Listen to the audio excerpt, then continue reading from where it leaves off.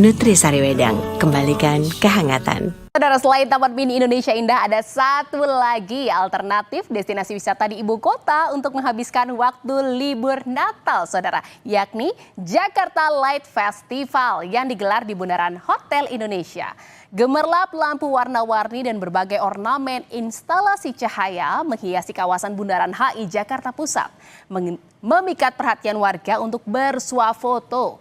Jakarta Light Festival digelar mulai 23 hingga 27 Desember, setiap jam 6 sore hingga 10 malam di Bundaran HI. Rasanya seperti di Singapura Orchard ya, jadi cukup meriah tahun ini karena saya pikir belum pernah ada sebelumnya di Jakarta. Berarti dengan adanya lampu ini cukup menghibur ya Bu ya?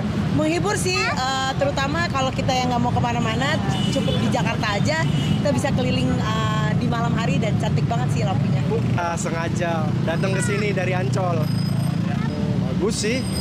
Saya lihat dari kemarin tuh kayaknya bagus kalau untuk ajak keluarga ke sini gitu. Ini sekalian manfaatin libur Natal apa gimana Bang? Iya betul, sekalian memanfaatkan libur Natalnya. Sekalian datang jalan-jalan ke sini.